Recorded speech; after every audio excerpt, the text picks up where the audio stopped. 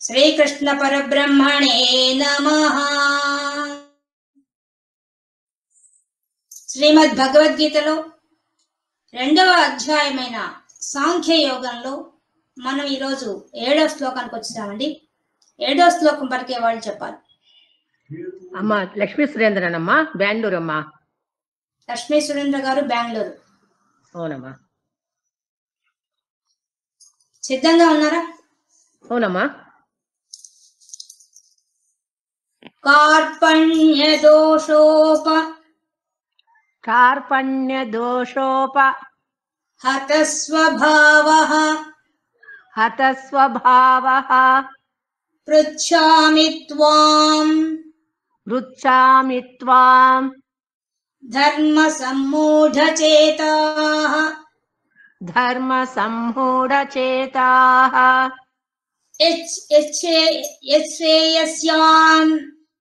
యచ్ఛ్రేయస్యాన్ నిశ్చితం బ్రూహి తన్మే శిష్యస్తేహం శాధిమాం త్వాం ప్రపన్నం కార్పణ్యదోషోపహత స్వభావః పృచ్ఛామి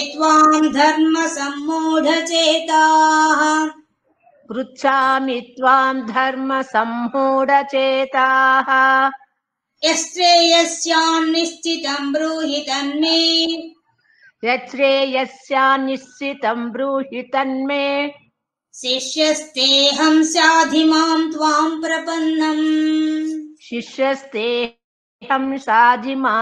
ప్రపన్నం కార్పణ్యదోషోపహత స్వభావః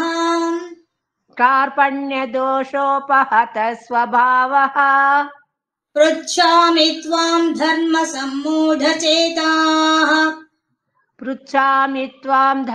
సమ్మూఢచేతాః యశ్చేయస్యాం నిశ్చితం బ్రూహి తన్మే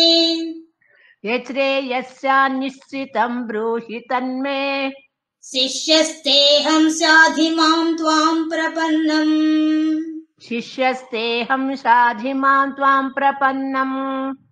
కార్పణ్యదోషోపహత స్వభావః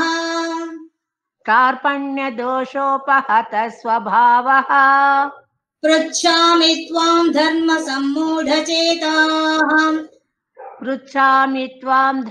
సమ్మూఢచేతాః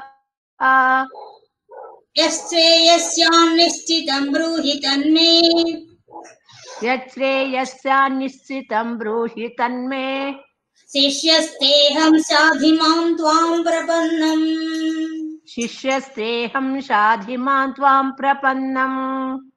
లక్ష్మీ సురేంద్ర గారు మ్యూట్ చేసుకోండి. కార్పణ్య దోషోపహత స్వభావః. ఇక ఈ 7వ శ్లోకంలోకి వచ్చేసరికి అర్జునుడు ముందు తన మానసిక బలహీనత, ఆ బలహీనతో వచ్చిన శారీరక పటుత్వాన్ని కోల్పోవడం అవన్నీ చెప్పుకుంటూ వచ్చి తర్వాత తన మనసులో కలిగిన సందిగ్ధంలో పడిపోయాడు. ఏం సందిగ్ధంలో పడ్డాడు? తను చేసే ఆలోచన స్వధర్మమైందా, ధర్మమైందేనా అసలు అనే విషయం దాకా వెళ్ళిపోయి ఏం మాట్లాడాడు? కృష్ణస్వామి చెప్పిన ఒక్క 2 శ్లోకాలతోనే ఆయనకి తెలిసిపోయింది, తన లోకమైంది తెలుసుకున్నాడు. కానీ ఇప్పుడేం తెలుసుకున్నాడు? మా సందిగ్ధ అవసరపడ్డాడు. ఆయన చెప్పిన తర్వాత కొంచెం ఒక్క ద్రోణాచార్యుడు, భీష్మాచార్యుడు గురించి మాత్రమే ఆయనకు సందేహం కలిగింది. తర్వాత రాజ్యం వద్దు, నాకు సుఖభోగాలొద్దు, ఒకవేళ వాడిద్దరిని సంహరిస్తే వచ్చే రాజ్యభోగం కూడా రక్తం కూడుతో సమానం అని చెప్పి చాలా చక్కగా చెప్పాడు. కానీ అంతలోనే ఆయనకు ఆలోచన వచ్చేసింది, తెలిసిపోయింది తను ఎంత బలహీన పడ్డాడనే విషయాన్ని ఆయన గ్రహించేశాడు. ఏం గ్రహించాడు? కార్పణ్య దోషోపహత స్వభావః. ఓ కృష్ణ పరమాత్మ, స్వభావ, నా స్వభావం, నా మనస్సు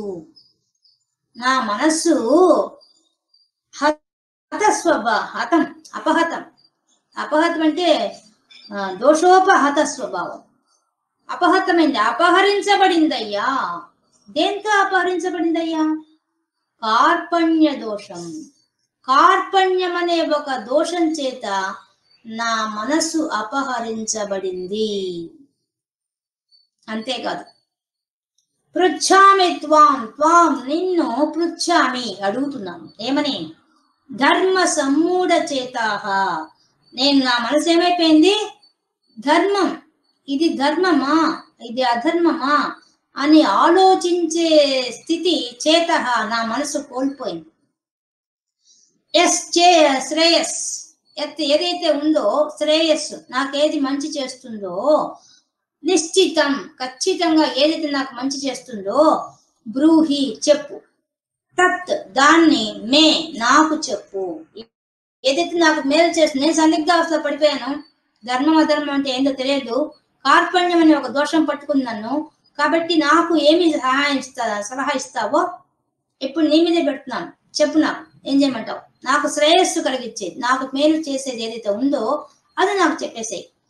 శిష్యస్తేహం, నేను, అహం, నేను, తే, నీకు, శిష్యుణ్ణి.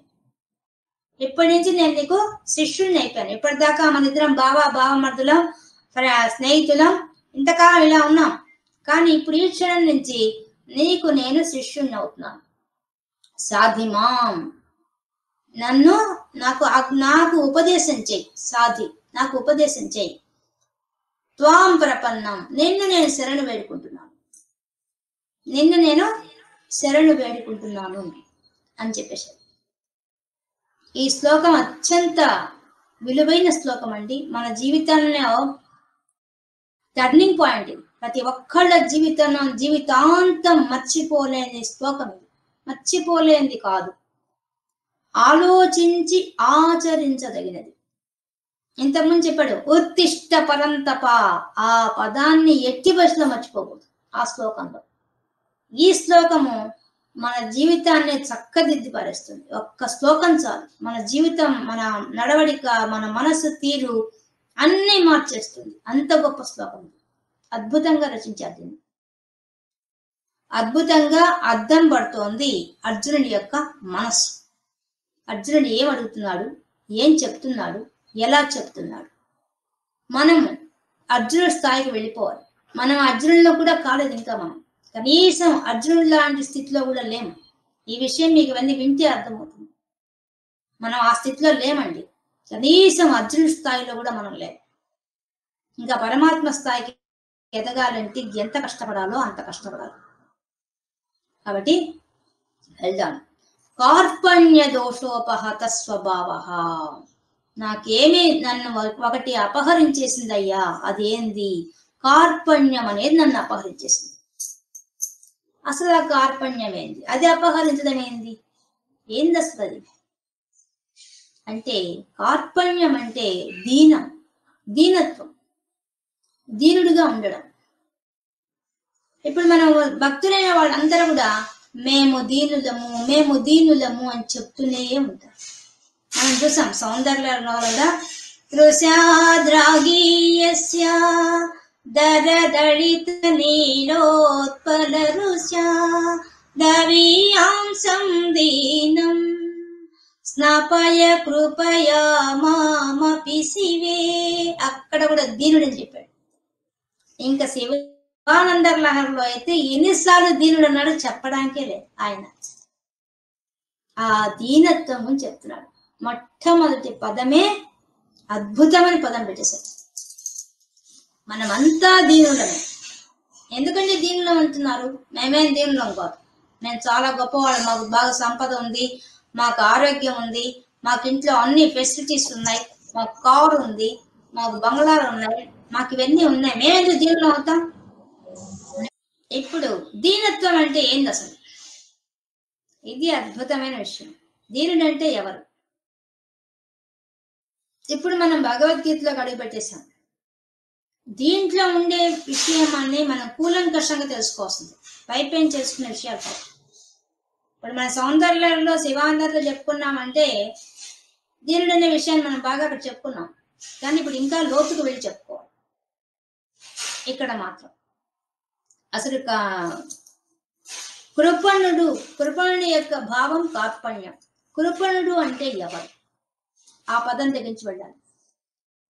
కృపణుడు అంటే ఎవరు అంటే మనకు ఉపనిషత్తులు ఏం చెప్తున్నాయంటే అనేక భావాలు చెప్తున్నాయి. ఈ పదానికి అనేక అర్థాలు ఉన్నాయి. వాటిలో మొట్టమొదటి అర్థం లోభి, లోభగుణం. మరి అర్జునుడికి లోభగుణం ఉందా? లేదు. లోభగుణం అంటే మనం ఇంతకుముందు చెప్పుకున్నాం. దుర్యోధనుడికి ఉండేది అదే రాజ్య కాంక్షతోనే, అతను ఆ లోభగుణంతోనే రాజా ఆశ, పేరాశ, దురాశతో అతడు యుద్ధాన్ని దాకా వచ్చేసాడు. మనం చూసాం. ఆ లోభగుణం అర్జునుడికి ఉందా? లేదు. యుద్ధం చేసినా రాజ్యాన్ని ఎవరికి అప్పగిస్తాడు? ధర్మరాజుకు అప్పగిస్తాడు. కాబట్టి ఆ లోభగుణం ఆయనకు లేదు. రెండోది ఇంకా ఇంద్రియ నిగ్రహం. ఇంద్రియ నిగ్రహం లేనివాడు. ఇంద్రియ నిగ్రహం లేనివాడా అర్జునుడు? జితేంద్రియుడు. మనం ముంతకుముందు చెప్పుకున్నాం. ఊర్వశి వరించి వస్తున్నా కూడా అతడు చేశాడు. ఇప్పుడు అర్జునుడికి లోభత్వం లేదనే విషయం తెలిసింది. తర్వాత ఇంద్రియ నిగ్రహం లేనివాడు అంటే ఇంద్రియ నిగ్రహం కలవాడు కృపణుడు. అంటే ఇంద్రియ నిగ్రహం లేనివాడిని కృపణుడు అంటారు. అది లేనివాడు కాదు అర్జునుడు. చాలా చక్కగా ఉన్నవాడు అర్జునుడు. ఇక మూడోది ఫలాకాంక్ష కలవాడు. అంటే ఏ పని చేస్తే ఆ పనికి ఖచ్చితంగా ఫలితం రావాలి, లేకపోతే 100% రావాలి అని కోరుకునేవాడు కాదు. అది కోరుకోవడం కృపణత్వం. ఇప్పుడు మన జీవితం అంతా మనం ఈ 4 లక్షణాలు మనం కలిగి ఉంటాం. అసలైంది లోపల అర్థం దీనత్వం. దీనుడు అంటే ఎవరు? అసలు దీనుడు అంటే ఎవరంటే మనం అందరం కలిసి ఒకటి పోగొట్టుకున్నామండి. అందరం ఒకటి పోగొట్టుకున్నాం మన జీవితంలో. పుట్టిన ప్రతి ఒక్కడు ప్రతిదీ ఒకటి పోగొట్టుకునే పుడతారు. ఏందది? దాన్నే కృపణత్వం అంటారు. మనం ఏదైతే పోగొట్టుకుంటున్నామో దాన్ని కృపణత్వం అంటారు. దాన్నే దీనం అంటారు. దీనులు ఎప్పుడు అవుతారు? ఏదైనా పోగొట్టుకుంటే దీనులు అయిపోతారు. ఇప్పుడు ఎవరికైనా ఉద్యోగం పోయింది, వాడు దీనుడు అయిపోతాడు. ఎవరికైనా సంపద పోయింది, వాడు దీనుడు అయిపోతాడు. ఎవరిని వ్యక్తులను కోల్పోయారు, వాళ్ళు దీనుడు అయిపోతారు. ఏదన్నా కోల్పోతే దాన్ని దీనత్వం అంటారు. ఇప్పుడు మనం అంతా దీనులమే. ఏం పోగొట్టుకున్నాం మనం? అర్జునుడు కూడా పోగొట్టుకున్నది అదే, మనం అందరం పోగొట్టుకుంది అదే. కానీ అర్జునుడికి మనకన్నా ఇంద్రియ నిగ్రహం ఉంది, మనకన్నా లోభగుణం లేదు, మనకన్నా అసలైన కాంక్ష లేదు, ఫలాకాంక్ష లేదు. గొప్ప లక్షణాలు ఉన్నాయి. అందువల్ల అతను తపస్సు చేసి శివుణ్ణే మెప్పించగలిగాడు, పాశుపతాస్త్రాన్ని పొందగలిగాడు. కానీ మనం అలా కాదు. మనం నిజంగానే మన పుట్టుకతోనే ఒకటి పోగొట్టుకొని పుడతాం. మనం అందరం దీనులమే. దీనులు కాని వాళ్ళు ఎవరు లేరు భూమిలో. ఎంత గొప్పవాడైనా దీనుడే. మనం అనుకుంటే మేమంతా దీనులం కాదండి, మాకు అన్ని ఉన్నాయంటే వచ్చి అబద్ధం. మనం అందరం దీనులం. ఎందువల్ల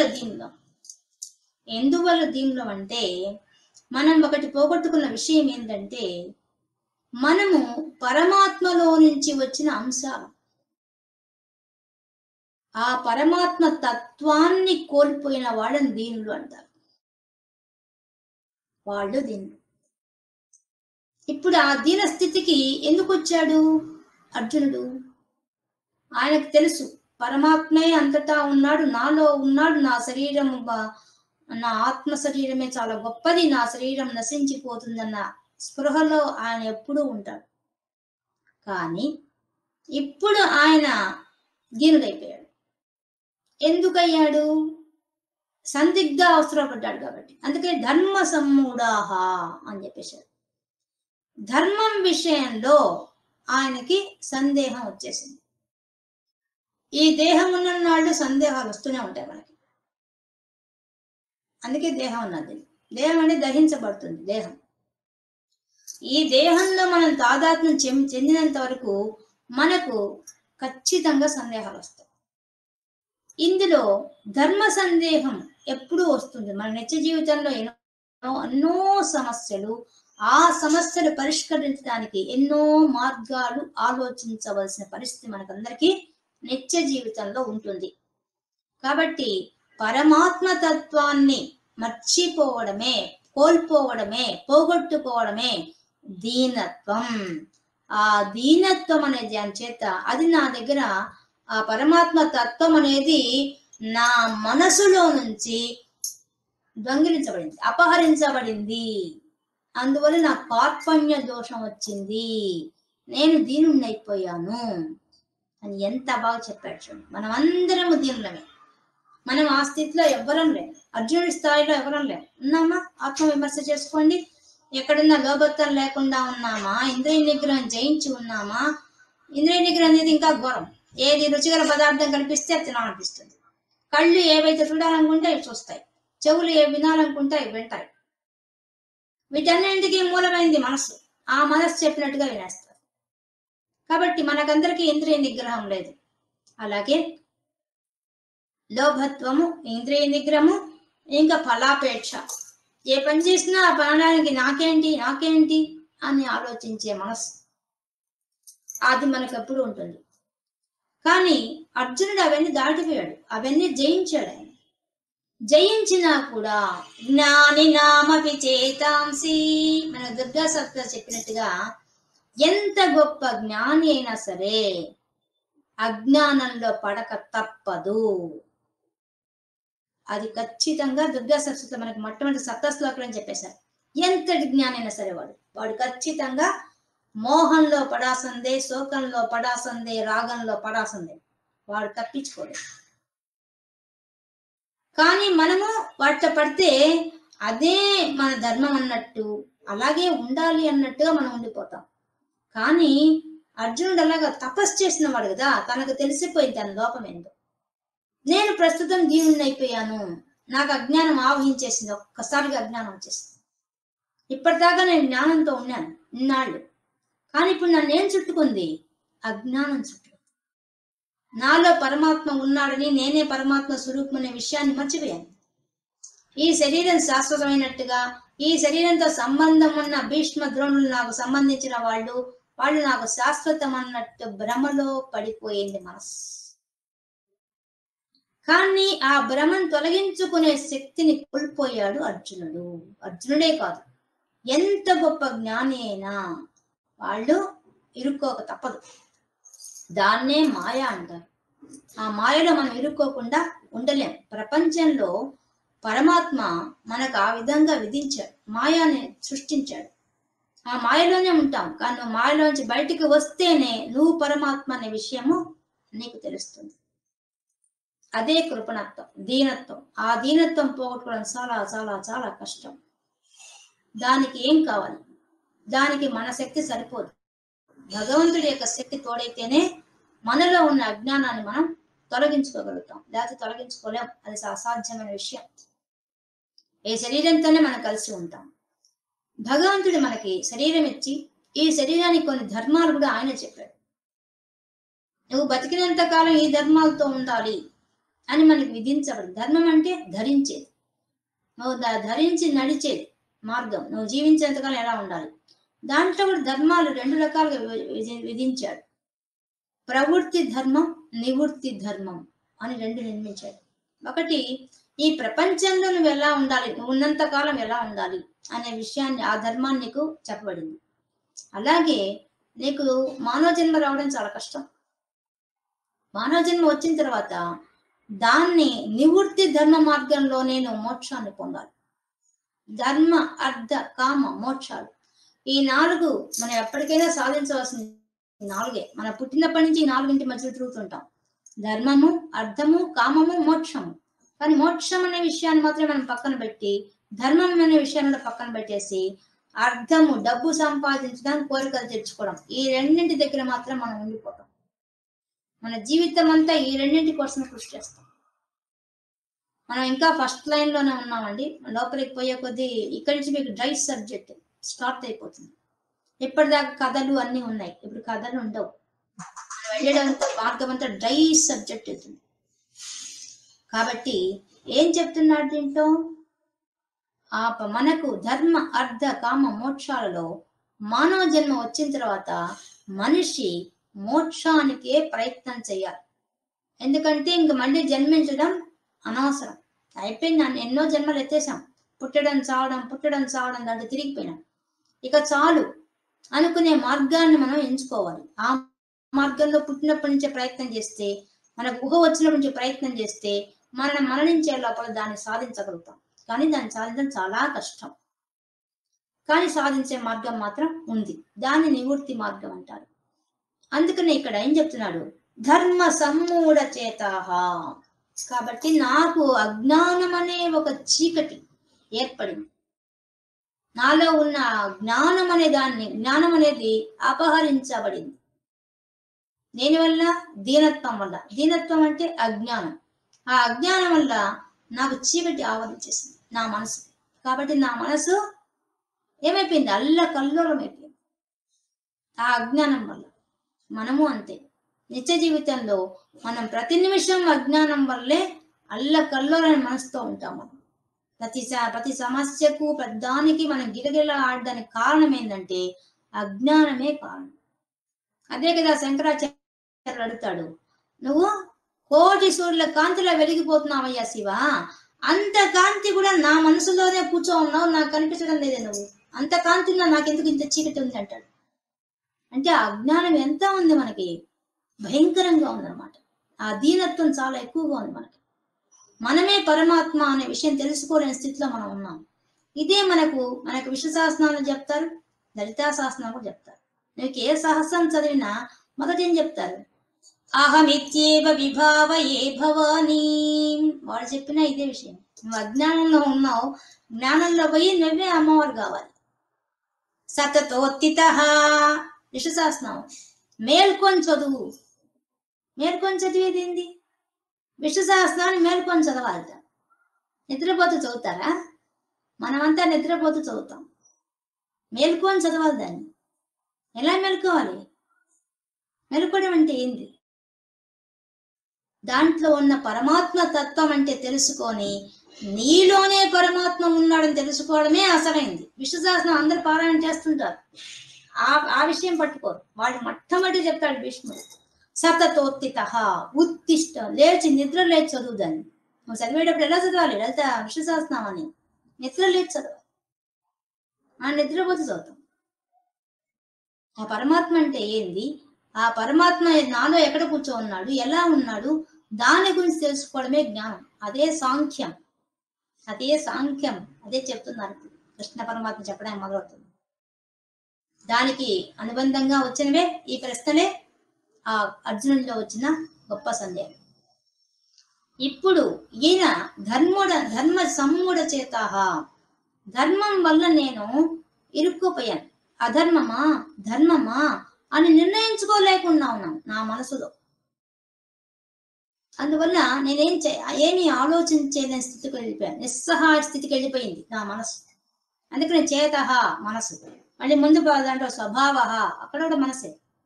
ఆ మనసు అజ్ఞానంతో కొట్టుకుంటోంది. అజ్ఞానంతో పాటు ధర్మ అధర్మాల గురించి కూడా తర్కిస్తూ కూర్చోంది మనసు.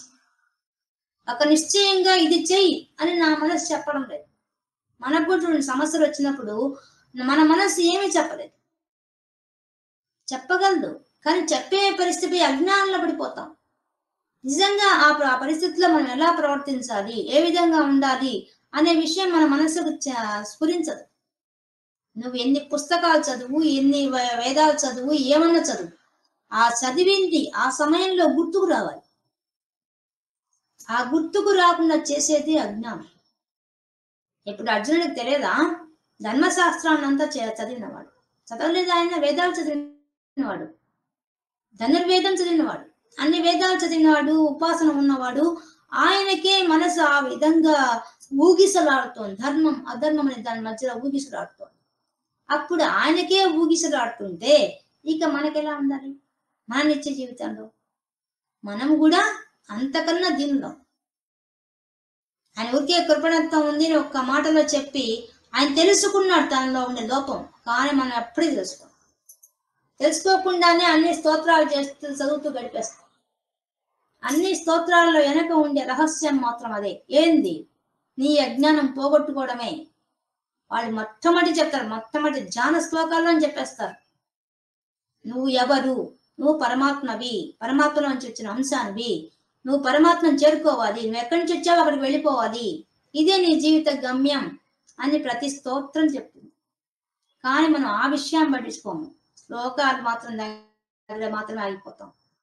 ఆ మెట్టు ఎక్కాలి. అది సాధించడానికే మన జీవితం అంతా కృషి చేయాలి. కానీ మనం అది చెయ్యం. అందుకనే మనం ఎప్పుడు చదివినా ఏ పాఠంలో అయినా మేము దీనినమనే చదువుతారు. మరి ఆ దీనత్వం అంటే ఏం తెలుసుకోం మనం. దీనిలో అని చెప్తుంటాం అంతే, నాలుక చివరి నుంచి. ఇప్పుడు మొట్టమొదటి పదంలోనే నేను దీనత్వానికి గురయ్యాను, నా మనసు గురైంది చెప్పేస్తున్నాడు ఆయన. ఈ దీనత్వం నేను పోగొట్టుకోలేను, నేను ధర్మం అనే దాంట్లో ఏం ధర్మం అడుగుతున్నాడు ఈయన? అసలైన ధర్మం అడుగుతున్నాడు. ప్రవృత్తి ధర్మం అడగడం లేదు, నివృత్తి ధర్మం కావాలని అడుగుతున్నాడు. నేను అడుగుతున్నాను చెప్తున్నాడు పైన, పృచ్ఛామి త్వాం నిన్ను నేను అడుగుతున్నాను. ఏమడుగుతున్నాను? మళ్ళీ నా మనసు అజ్ఞానంలో పడిపోయింది, మళ్ళీ నా మనసు దీనత్వంలో వెళ్ళిపోయింది. దీన్ని మళ్ళీ తిరిగి తీసుకురావడం చాలా కష్టం.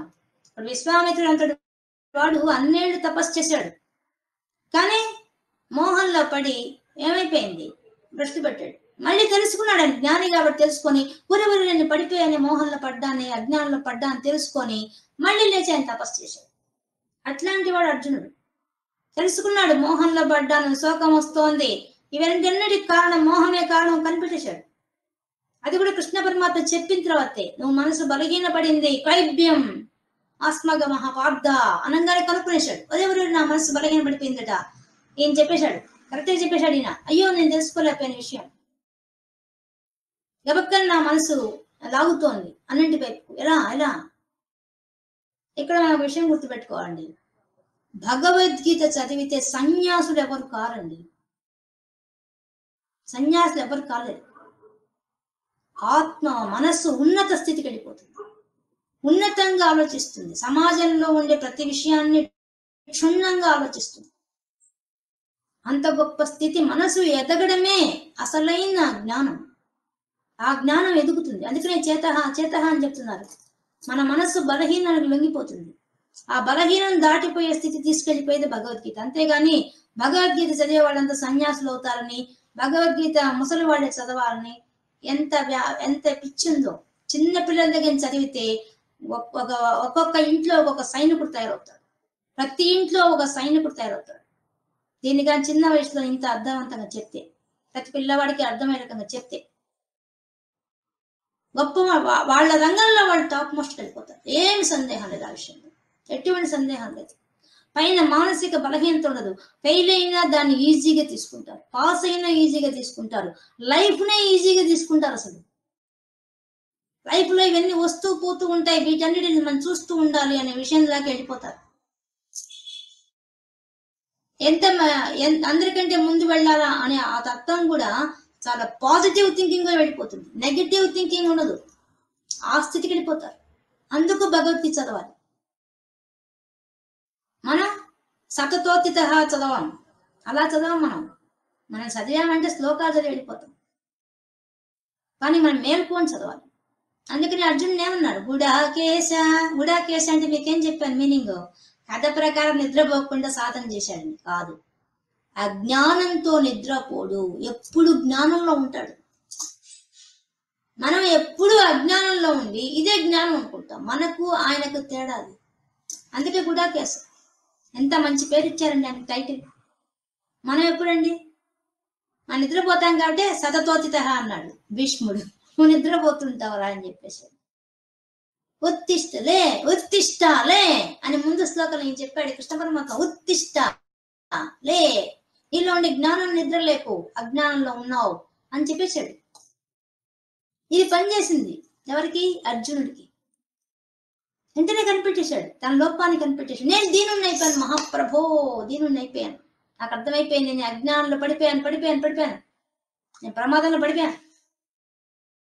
కాబట్టి నిన్నే అడుగుతున్నాను. ఇప్పుడు నన్ను ఈయన అడిగే ధర్మం ఏమడుగుతున్నాడు? ధర్మ సమ్మూఢ చేతాహ, నా ధర్మం నివృత్తి ధర్మాన్ని మర్చిపోయి ప్రపంచ ధర్మానికి వచ్చేసాను. పరమాత్మ ఎలా ఆలోచిస్తాడు? అందరినీ సమానంగా చూస్తాడు పరమాత్మ. అందరికీ అనుకూలమైన ధర్మం ఉంటుంది పరమాత్మ దగ్గర. మన దగ్గర ఏముంటుంది? స్వార్థంతో కూడిన న్యాయం మన దగ్గర ఉంటుంది, స్వార్థంతో కూడిన ధర్మం మన దగ్గర ఉంటుంది. కానీ పరమాత్మకు అది ఉండదు. అందుకే వెంటనే చెప్పేస్తున్నాడు ఏమని? నీవు ధర్మాత్ముడు, నాకు తెలుసు నీ సంగతి, నువ్వు సామాన్యుడైన వ్యక్తికి పావు. కాబట్టి నా ధర్మాన్ని నేను తప్పాను. ఇప్పుడు నా స్వధర్మమా పరధర్మమా అని చర్చించుకుంటూ మనసు కూర్చో ఉంటుంది, కానీ ఈ మనసు ఎత్తుకు ఎదగదండి, అజ్ఞానం తొలగించుకోవడానికి. కాబట్టి నేను దీనుని అయిపోయాను. ఈ దీనత్వం ఎలా పోతుంది? ఎలా పోగొట్టుకోవాలి? ఇప్పుడు నేను అయిపోయింది, నా మనసును నేను కంట్రోల్ చేయలేకపోతున్నాను, నా వల్ల కావడం లేదు, ఓడిపోతుంది ఇది. దీన్ని కంట్రోల్ చేయడం చాలా కష్టం. మనమందరం సమస్యలతో ఉన్నాడు, మన మనసులో మనం కంట్రోల్ చేయలేం. ఏడుస్తూ కూర్చునేస్తాం. ఎందుకు ఏడుస్తూ కూర్చుంటాం? మన మనస్సు మన ఆధీనం తప్పుతోంది, అజ్ఞానంలో ఉంది. కాబట్టి ఇంకా అది మనం ప్రవృత్తి ధర్మంలో ఉన్నాం, నివృత్తి ధర్మంలో లేము, అస్సలు లేము. మనం అందరం ఇంకా అర్జునుడు అన్నా ఉన్నాడు, మనం ఆ ఒక్కరవు కూడా, ఒక్క అడుగు కూడా దాంట్లో వెళ్ళాం. మనం అందరం ప్రవృత్తి ధర్మంలో ఉన్నాం. నివృత్తి ధర్మానికి ఎప్పుడు పోతాం? అర్జునుడి కన్నా మనం ఒక లెవెల్, అన్ని లెవెల్స్ తక్కువ లెవెల్లో ఉన్నాం.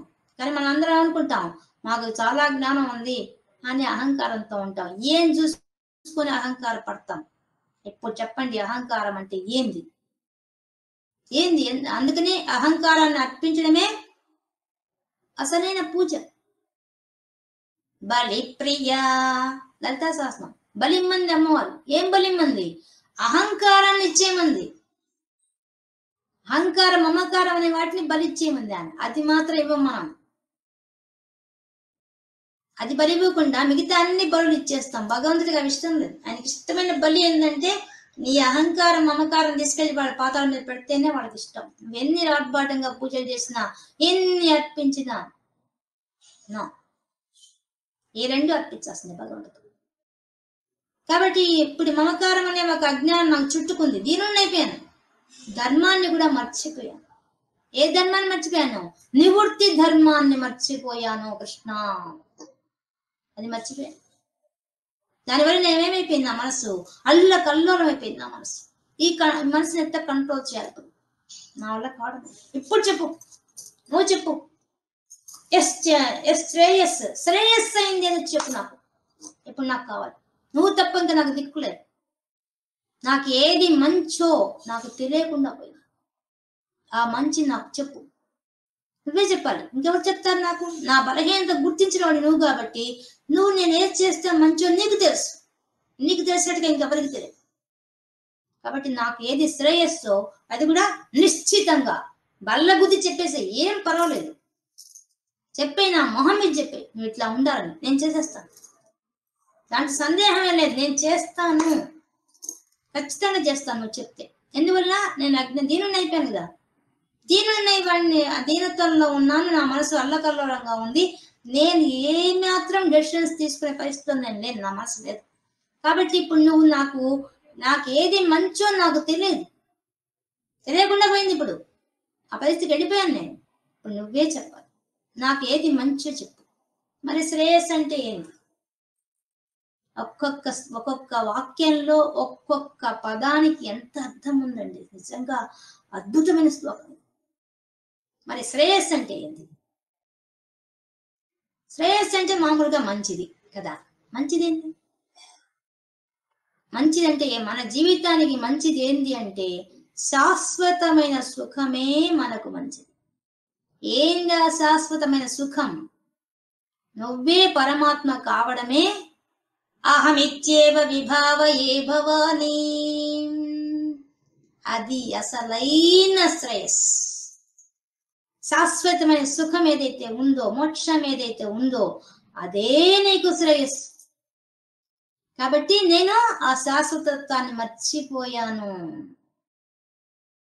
దీనిని అయిపోయాను, అంధకారంలో పడిపోయాను, చీకట్లో, భయంకరమైన చీకట్లో పడిపోయాను. ఇప్పుడు ఆ శ్రేయస్సు అనేది ఏదో కూడా గుర్తించని స్థితికి వెళ్ళిపోయాను. నిశ్చయంగా అంటే ఖచ్చితమైనది ఏదో అది చెప్పు నాకు. నేను మర్చిపోయిన దాన్ని నాకు గుర్తు. చచ్చిపోవడం కాదు, అపహరించబడింది నాలో నుంచి. నా మనసు అపహరించేసింది, దొంగిలిచ్చేసింది నా దగ్గర నుంచి. గొప్ప మనసు ఉంటే దాన్ని కాస్త దొంగిలిచ్చేసింది. ఏంటది? ఆ కృపణత్వం, ఆ దీనత్వం నన్ను అజ్ఞానం అనేది వచ్చేసేసి నన్ను పిండి పిండి చేసి పరేసింది. ఇప్పుడు నాకు ఏది సుఖం ఇస్తుందో నేను మర్చిపోతున్నాను. నా వల్ల కావడం లేదు. ఈ మనసు పెట్టే టార్చర్ నేను భరించలేకపోతున్నాను. ఎలా? ఏది ఇస్తావు నాకు? నాకు శ్రేయస్సైంది ఇచ్చే. నిశ్చితం బ్రూహి, చెప్పు. తత్, అది మాత్రమే చెప్పు, ఇంకేం వద్దు. అది మాత్రమే. మే, నాకు. నాకేం చెప్పాలి నువ్వు? నాకు శాశ్వతమైందేదో, నాకు శాశ్వతంగా సుఖము ఏది ఇస్తుందో అదే నాకు చెప్పు, మిగతా అంతా వద్దు. అదే నాకు కావాలి. నేను ఆ శాశ్వతమైన సుఖం ఏదో దేని చేస్తే వస్తుందో ఆ విషయం నా దగ్గర నుంచి ఆ జ్ఞానం అపహరించబడి, ఇప్పుడు అజ్ఞానం అనేది మాత్రం నా మనసు నిండిపోయింది. ఇప్పుడు చూడండి, ఇంతకు ముందు ఏడ్చిన ఏడుపుకి అర్జునుడు ఇప్పుడు ఏడుస్తున్న ఏడుపుకి ఎంత తేడా ఉందో. ఇంతకు ముందు నా స్వజనులు, నా వాళ్ళు నేను చదువుతున్నాను కంటి నిండా నీళ్లు పెట్టుకున్నాడు. ఇప్పుడు తనలో ఉండే అజ్ఞానాన్ని గుర్తించేశాడు. కానీ మనం ఎప్పుడే గుర్తుపట్టుకోండి, మన వల్ల కాదు. మన అజ్ఞానం మనం గుర్తించలేం. చాలా కష్టం అండి మన అజ్ఞానం మనం గుర్తించడం. ప్రతిరోజు ప్రయత్నం చేసినా నేను, నాది, ఈ రెండింటి దగ్గర మనం ఓడిపోతాం. వాళ్లే మధుకైటబులు. నేను, నాది అనే మధుకైటబులే వాళ్ళు. ఆ మధుకైటబులు మనల్ని ఎప్పుడు వదిలిపెట్టరు, మన వల్ల కాదు. కాబట్టి ఆ మధుకైటబులు వదిలిపెట్టుకోవాలంటే ఇప్పుడు ఆయన కూడా అదే కదా, నా వాళ్ళు, నేను చంపాలి, నా వాళ్ళని చంపాలి. నేను నాది దగ్గర ఇరుక్కుపోయాడు ఆయన కూడా. అదే అజ్ఞానం, అక్కడే ఇరుక్కుపోయాడు. అందుకే చెప్తాడు, నాకు శ్రేయస్సు, నాకేది మంచి చేస్తుందో అదే చెప్పు. అంటే ఎంతసేపు అండి? ఇప్పుడు వరలక్ష్మి గారు పెట్టండి నెల్లూరు, ఇప్పుడు ఒక్క మాట చెప్పచ్చు, కృష్ణుడు ఏం చెప్పచ్చు? లే యుద్ధం చెయ్యి అంటే అయిపోతుంది కదా. కానీ నేను అడిగిన దాంట్లో ఇన్నర్ మీనింగ్ ఉంది. నాకు జ్ఞానం కావాలి అని అడుగుతున్నాడు. నాకు ధర్మం గురించి కావాలి. ఎటువంటి ధర్మం కావాలి? నివృత్తి ధర్మం కావాలి. నేను దీనుణ్ణి అయిపోయాను అజ్ఞానం వల్ల, నాకు జ్ఞానం కావాలి. అది ఆయన అడుగుతున్నారు. అర్జునుడు మామూలుగా మాట్లాడడం లేదండి, మనకు పై కనిపించే మాటలు మాట్లాడడం లేదు. చాలా లోతైన విషయాన్ని అడుగుతున్నాడు ఈ శ్లోకం ద్వారా. ఇది మనం అందరం అడగాల్సిందే. అర్జునుడన్నా మనకన్నా ఒక మెట్టు ఎక్కువ ఉన్నాడు, మనం అన్నిట్లో తక్కువగా ఉన్నాం. మనం ఇంకా ప్రతిరోజు అడగాల్సిందే. అందుకే కదా ఆదిశంకరాచార్యుడు తన శ్లోకాలు అంతా కూడా నేను దీనుణ్ణి మొత్తుకున్నాడు. పాపం దీన ప్రభుం ధార్మికం పాపోత్పాత విమోచనాయ రుచిరైశ్వర్యాయ మృత్యుంజయ. ఎట్లా అడిగాడండి ఒక్కొక్క శ్లోకంలో ఆ దీనత్వాన్ని పోగొట్టుకోవడం కోసంగా ఆ శివానంద లహరిలో ఏం చెప్పాడు ఆయన. ఒక్కొక్క శ్లోకము దాని గురించి చెప్పింది ఆయన. దీనత్వం పోవాలి, దీనత్వం అని వరలక్ష్మి గారు నెట్టు. కాబట్టి ఆ విధంగా మనలో ఉండే దీనత్వాన్ని పోగొట్టుకోవడానికి చాలా కష్టం. కాబట్టి ఆ శాశ్వతమైన ఆనందం ఏముందో, ఆ శాశ్వతమైన సుఖం ఏదైతే ఉందో అది నాకు చెప్పు. నాకు చెప్పు. నువ్వు వింటావా? నువ్వు ఇద్దరంగంలో కూర్చొని వింటావా? జ్ఞానం గురించి చెప్తే వింటా. ఎలా వింటావు? అహం, నేను, తే, నీకు, శిష్య, నేను శిష్యుణ్ణి, నేను వింటా. నేను శిష్యుణ్ణి అయిపోతున్నాను ఈ క్షణం నుంచి. నీకు ఎవరు చెప్పాలి? సమస్య వస్తే ఎవరు పరిష్కరించాలి? జ్ఞానులే మనకు పరిష్కార మార్గం చెప్పాలి కదా. జ్ఞానులంటే ఎవరు? వేదం తెలుసుకున్నవాళ్ళు. వేదంలోనే ధర్మం గురించి ఉంది. మనం ఎలా ప్రవర్తించాలో అంతా ధర్మం గురించి ఉండేదంతా వేదాలే. మరి ఆ వేద విధులే చెప్పాలి, వేదం చదువుకున్న వాళ్ళు చెప్పాలి. కానీ నువ్వా? ఎవరు? కృష్ణుడు వేద స్వరూపుడు. ఆయన వేదాలు ఇచ్చినవాడు, అసలైన జగద్గురు ఆయన. ఇంకా ఆయన చెప్తే ఇంకెలా ఉంటుంది ఆ ధర్మం? దాంట్లో ఇసుమంతైన లోపం ఉంటుందా? ఉండదు. ఇంక ఏది చెప్పాలో అది నేరుగా వెళ్ళి ఆయన గుండెల్లో గుచ్చుకునే రకంగా చెప్పగలదు. ఆయనే సృష్టించింది కాబట్టి అదే అడుగుతున్నాడు. శిష్యం, అహం శిష్య, తే, నీకు నేను శిష్యుణ్ణి. ఇప్పుడే చెప్తున్నాను నీకు, నేను ఇవాళ శిష్యుడిని అయిపోయాను నీకు. ఈ క్షణం నుంచి నీకు శిష్యుడిని అయిపోతున్నాను. శిష్యుడిగా నమ్మచ్చా? దీనత్వం లేదంటే అది మాట్లాడుతున్నావా? పట్టులోని మంది గురువుల దగ్గరికి కూడా పోతుంటారు కొంతమంది. గురువుల్ని పరీక్షించడానికి వెళ్తారు. మనకన్నా జ్ఞానం ఉందా లేదా, ఎలా ఉన్నారు వీళ్ళు అని అది ప్రశ్నించడం పోతారు. చాలా మంది అలా వెళ్తారండి. చాలా మంది నేను చూస్తున్నాను. గురువుల దగ్గరికి వెళ్ళినప్పుడు తామకే జ్ఞానం ఉన్నట్టు, ఆ కూర్చున్న వాళ్ళకి జ్ఞానం లేనట్టు వాళ్ళని పరీక్షించడానికి వెళ్తారు విచిత్రంగా. కానీ శిష్యుడైన వాడు ఎలా ఉండాలి, ఎలా ఉండాలో చూపిస్తున్నాడు అర్జునుడు. శిష్యుడు అంటే ఎలా ఉండాలి, అసలు ముందు నేర్చుకోవాలంటే, ఒక విద్యను నేర్చుకోవాలంటే ఒక శిష్యుడు ఏ స్థాయిలో ఉండాలి, ఎలా ఉండాలి చెప్తున్నాడు. సాధిమా, నన్ను నువ్వు ఆజ్ఞాపించు, సర్వ హక్కులు నా మీద నీకున్నాయి. సాధి అంటే ఉపదేశం చేయని అర్థం, మామూలు అర్థం. కానీ అసలు అర్థం ఏంది? నన్ను ఆజ్ఞాపించు, నన్ను శాసించు, నేను వింటాను. అది అర్జునుడి యొక్క క్యారెక్టర్. అద్భుతం. ఏ శిష్యుడు అడుగుతాడండి నా మీద అధికారం చలాయించు, నా మీద ఇట్లా ఉండని? ఏ శిష్యుడు అడుగుతాడు? వాళ్ళకేంలే గురువులు అక్కడ కూర్చొని ఒక అమ్మకి చెప్తుంటారు విషయాలు, ఎవరిక్కడ ఆచరించేది అంటారు. కానీ ఏమన్నాడు? నన్ను నువ్వు ఆజ్ఞాపించు, శాసించు, ఏం చెప్తే చేస్తాను, అందులో సందేహం లేదు. నీకు సందేహం అక్కర్లేదు. నేను శిష్యుణ్ణి అంటే శిష్యుణ్ణి, నిరూపిస్తాను శిష్యుణ్ణి అనే విషయాన్ని. అంత దృఢ సంకల్పం ఉంది నా మనసులో. నేను సిద్ధంగా ఉన్నా శిష్యుణ్ణి అయితే. నువ్వు నాకు గురువువి, నేను శిష్యుణ్ణి అంతే. త్వాం ప్రపన్నం, వెంటనే చెప్పేశాడు, నీకు శరణాగతి వహిస్తున్నాను. వెంటనే శరణాగతి. ప్రపన్నం అంటే ప్రపత్తి. మనం శ్లోకాలు చదువుతాం బాగా కూర్చొని, ప్రపత్తి అని చదువుతాం. కానీ మనం శరణ వేడుకోం భగవంతుడిని. శరణ వేడుకోవాలి. ఎలా కోరుకోవాలి? త్రికరణ శుద్ధిగా కోరుకుంటేనే. ప్రపన్నం అంటే త్రికరణ శుద్ధిగా కావాలి శిష్యుడు అంటే. మనసులో, మాటలో, శరీరంతో ఆ వినయం చూపించాల గురువులకి. అది చూపించిన వాడి నిజమైన శిష్యుడు అవుతాడు. వాడే నిజమైన జ్ఞానం పొందగలుగుతాడు గురువుల దగ్గర. అది లేనప్పుడు గురువుల దగ్గర నుంచి ఏమి రావు. అందుకనే ముందు నమ్మకంగా చెప్పేస్తున్నాడు. సాధిమాం, నన్ను ఆజ్ఞాపించు, నన్ను శాసించు, నువ్వు ఏం చెప్తే అది వింటా. అంతేకాదు, నిన్ను శరణ వేడుకుంటున్నావు, నీ పాదాలు పట్టి ప్రార్థిస్తున్నాను కృష్ణ, నువ్వు నాకు గురువువి. ఇంకంతే. ఇప్పటిదాకా ఉన్న బంధం వేరే, ఇప్పుడు నాకు సర్వము నీకే అర్పిస్తున్నాను. నా మనసు, నా దేహం, నా మాట అంతా నీకు అర్పిస్తున్నాను. ఇక్కడి నుంచి నువ్వు ఏం చెప్తే నేను ఆచరిస్తాను. ఇందులో సందేహం ఏం లేదు. నేను శిష్యుడిని అయిపోయాను. నీ దగ్గర నేను శిక్షణ పొందుతాను మాటిస్తున్నాడు. నీ దగ్గర నేను శిక్షణ పొందుతాను. ఎంతమంది శిష్యులు అలా చెప్తామండి గురువులకి? నేను శిక్షణ పొందుతామని చెప్పేవాళ్ళు ఎవరు అసలు ఈ రోజు శిష్యులు? ఏదో టైం పాస్కి వచ్చామా, విన్నామా, వెళ్ళిపోయామా అన్నట్టుగా ఉండేవాళ్ళే. కానీ ఏం తెలుసుకుంటున్నాం, దాన్ని ఎంతవరకు ఆచరిస్తున్నాం అని మనమే ఆత్మవిమర్శ చేసుకోవాలి. తప్పదు. మనము ఒకరి దగ్గర శిష్యుడిగా చేరిన వాళ్ళమే కదా. శిష్యులంతా ఎలా ఉన్నామా? మనం అర్జునుడిలాగా ఉన్నామా? ఒక్కసారి అర్జునుడి పాత్రలో ప్రవేశించాలి మనం. ఇక్కడి నుంచి మనం అర్జునుడి స్థాయికి వెళ్తే గాని మనకు ఆయన ఏం అడుగుతున్నాడు, కృష్ణుడు ఏం చెప్పదలుచుకున్నాడు, ఇన్ని విషయాలు మనకు అర్థం కావు. అలా అర్థం కావాలంటే మాత్రం మనం అర్జునుడు కావాల్సింది. అర్జునుడికి అజ్ఞానం తనలో ఉంది అన్న తెలిసిపోయింది. మనము ఇంకా అజ్ఞానం మనకు ఉందని కూడా తెలియదు. ఏ అజ్ఞానం ఉంది మనకి? మనమే భగవంతుడి యొక్క స్వరూపము. మనలోని ఆత్మగా భగవంతుడు కూర్చో ఉన్నాడు.